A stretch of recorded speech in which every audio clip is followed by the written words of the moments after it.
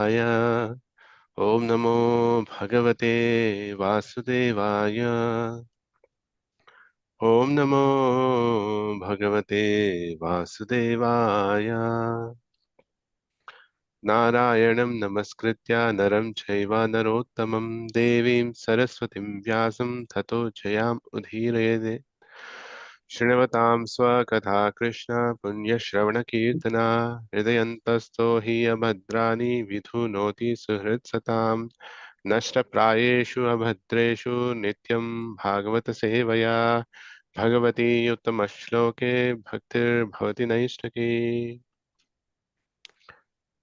So dear devotees, today we are reading Canto 4,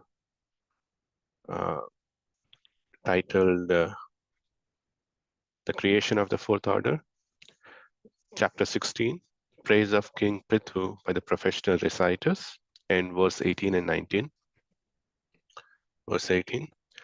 Dehināmatma vat prestah suhridam nandivardhanah muktasanga prasango ayam dandapanir sadhushu.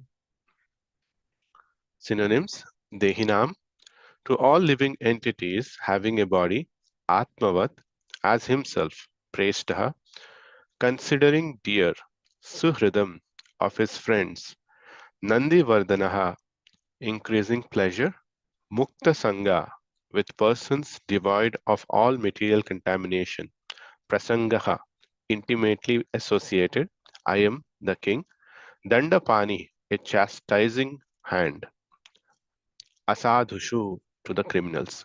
Translation and purport by His Divine Grace, A.C. Bhaktivedanta Swami Srila Prabhupada ki jai. The king will consider all embodied living entities as dear as his own self, and he will always be increasing the pleasure of his friends. He will intimately associate with liberated persons, and he'll be a chastising hand to all impious persons. Purport. The word Dehinam refers to those who are embodied. The living entities are embodied in different forms, which numbered 8,400,000 species. All of these were treated by the king in the same way he would treat himself. In this age, however, so-called kings and presidents do not treat all other living entities as their own self.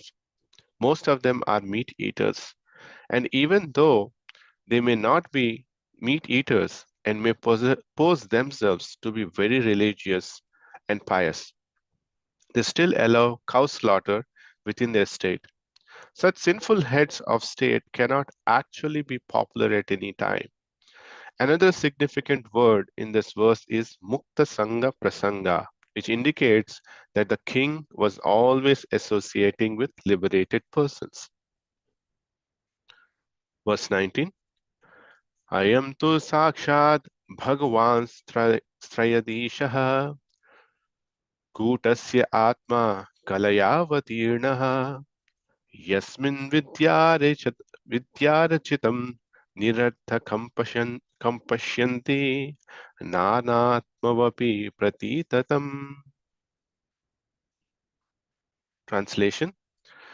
This king is the master of the three worlds, and he is directly empowered by the Supreme Personality of Godhead. He is without change, and he is an incarnation of the Supreme known as Shakti Avatar. Being a liberated soul and completely learned, he sees all material varieties as meaningless because their basic principle is nescience. The reciters of these prayers are describing the transcendental qualities of Prithu Maharaj. These qualities are summarized in the words Sakshat Bhagavan. This indicates that Maharaj Prithu is directly the Supreme Personality of Godhead and therefore possesses unlimited good qualities. Being an incarnation of the Supreme Personality of Godhead, Maharaj Prithu could not be equaled in his excellent qualities. The Supreme Personality of Godhead is fully equipped with six kinds of opulences, and King Prithu was also empowered in such a way that he could display these six opulences of the Supreme Personality of Godhead in full. The word Kutastha, meaning without change, is also very significant. There are two kinds of living entities, Nitya Mukta and Nitya Baddha. A Nitya Mukta never forgets his position as an eternal servant of the Supreme Personality of Godhead. One who does not forget this position and knows that he is part and parcel of the Supreme Lord is Nitya Mukta. Such a Nitya Mukta living entity represents the Super Soul as his expansion. As stated in the Vedas, Nityo Nityanam, thus the Nitya Mukta living entity knows that he is an expansion of the Supreme Nitya or the eternal Supreme Personality of Godhead. Being in such a position, he sees the material world with a different vision. The living entity who is Nitya Baddha or eternally conditioned sees the material varieties as being actually different from one another. In this connection, we should remember that the embodiment of the conditioned soul is considered to be like a dress. One may dress in different ways, but a really learned man does not take dresses into consideration. As stated in Bhagavad Gita, chapter 5, verse 18, Vidya Vinya, Vidya, Vidya Vinaya Sampanne, Brahmane Gavihastini, Shuni Chaiva Swapake cha, Pandita Samadarshinaha. The humble sage, by virtue of true knowledge, sees with equal vision a learned and gentle Brahmana, a cow, an elephant, a dog, and a dog eater outcast. Thus, a learned man does not look upon the dresses that externally cover the living entity, but sees the pure soul within the varieties of dress and knows very well that the varieties of dress are the creation of nescience, avidya rachitam. Being a Satyavesha avatar, empowered by the Supreme Personality of Godhead, Prithu Maharaj did not change his spiritual position, and consequently, there was no possibility of his viewing the material world as reality.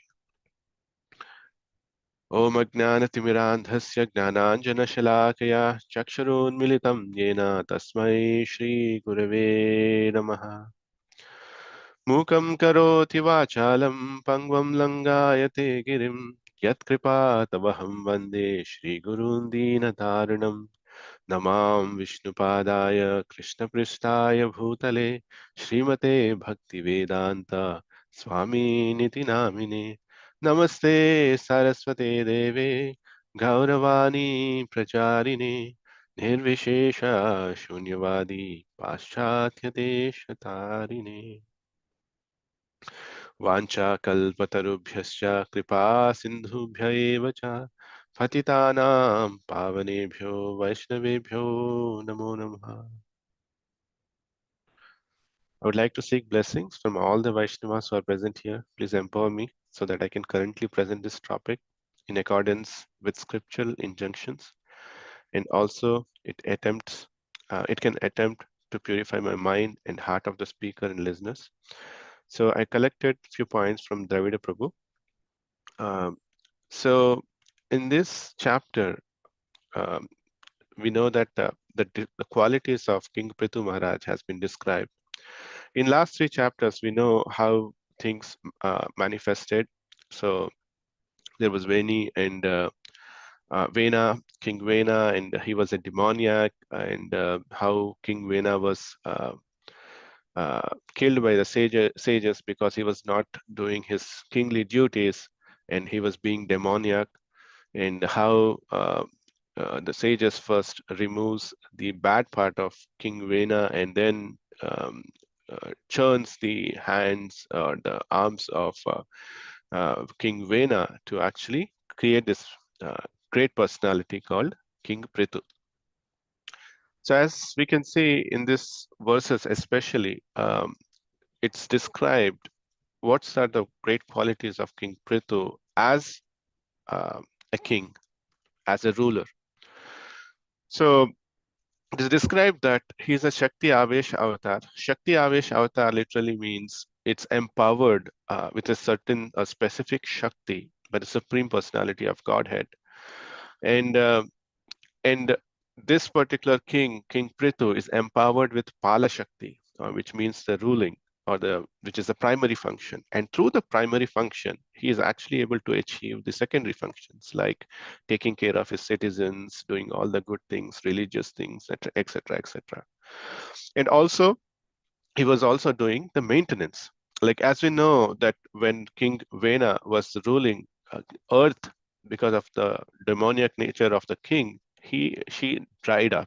She was not giving any vegetation or all the resources that is available in the earth to King Vena.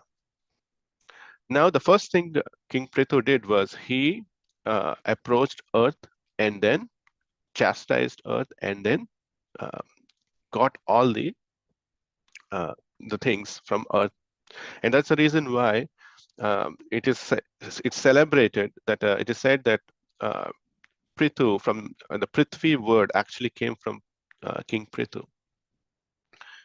So, in addition to that, this verse also explains like he was also equipped with all the six opulences, which are described as a Bhagwan, right? The characteristics of a Bhagwan is the one who possesses all the six opulences. So he was not only a Shakti Avesh avatar, but he was actually the plenary expansion of the Lord himself. So some or other qualities that were described in this verse specifically was he was always increasing the pleasure of his friends, and he was equal to everyone. He was seeing all the citizens to be as himself. So this is a quality of a great ruler. So it is said that who are in the transcendental platform actually exists in that state, never forgets himself that he is actually working as a servant to the Supreme Personality of Godhead. And that's a quality of a ruler too must have. It is described here that he was not even differentiating between his son and the citizens. It said that even if his son was a culprit, he was ready to punish him in versus the one who liberate the citizen who was not the culprit. So basically that's a quality of a king. In today's world, we know the leaders actually work on a different agenda. Mostly when they have their own agenda, and what are the criteria of agenda they have, they follow it. It's not based on the religious principles. That's the reason why Prabhupada clearly says that King Prithu is actually a personality in the transcendental goodness, and these are the qualities that we must follow. So one other thing that we can think of is he was always increasing the pleasure of his friends. Like if we go to the nectar of devotion, it's clearly stated that one who are in the mode of or who are practicing bhakti, there are two qualities that are immediately obtained, even in the Vedic sadhana stage. What are those? Those are the Klesha Agni, and Shubhada. So Klesha Agni is the disappearance of the material or the Klesha. What are the Klesha? They get destroyed. The other thing is the Shubhada. Shubhada means auspiciousness, development of uh, or the auspicious qualities. So what are those auspicious qualities? Primarily, they described of four things. One is that one develop affection to all. The other quality is that even everyone, others also develop this affectionate behavior towards this person, this sadhu. So we can understand that it's actually the two-way. Usually we think that when one becomes a sage, he looks equally. Yes, that's true. He looks equally and he behaves equally with everyone. But at the same time, because of his transcendental good nature, he also attracts the affection from others. In fact, we know that reading through the Goswami's literature, our Shat Goswamis were very compassionate and they were celebrated. They were not like the one who were sitting. Yes, they were doing all their bhajan and sadhana under the trees, but they were well respected among the citizens. Why? Because they were so compassionate towards the beings, like para dukki dukki. At the same time, they are also para sukha sukhi. That is why they were being loved. In fact, I heard or I read that they were so uh, celebrated by the whole villagers that they used to cry when Goswamis used to walk from one town to another. So that was the affection of these Goswamis. So in addition to that, Prabhupada also talks about Nitya Mukta versus Nitya Baddha devotees. So what is Nitya Mukta? Nitya Mukta is eternally liberated. And the other quality, other category is Nitya Baddha.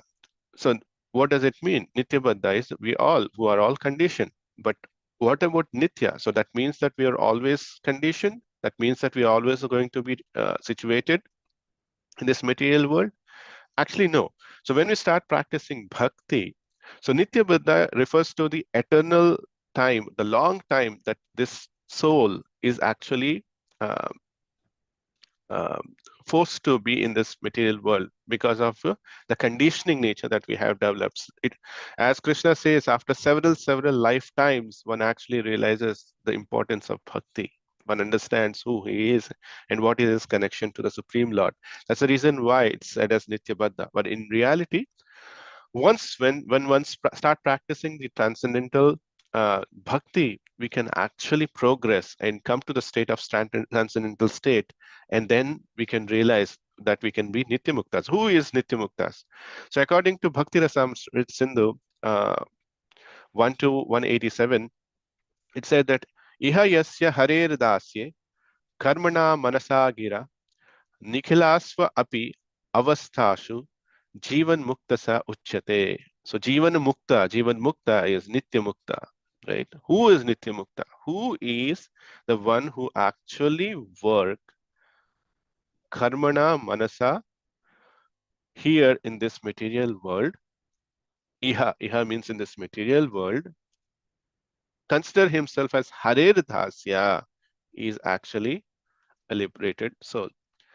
So translation is anyone by his actions, minds, and words lives only for the transcendental loving service of the Lord is certainly a liberated soul, even though he may appear to be in a condition of material existence. Therefore, those who are Nitya Baddha can actually, by practicing transcendental bhakti, like devotional service, can attain the state of Nitya Mukta, even though he's actually curtailed or present in covered by his this material world because of his body actions, body and minds and words, he is always liberated. And when he once performs that, he becomes a Nitya Mukta. So he transcends to Nitya Mukta stage.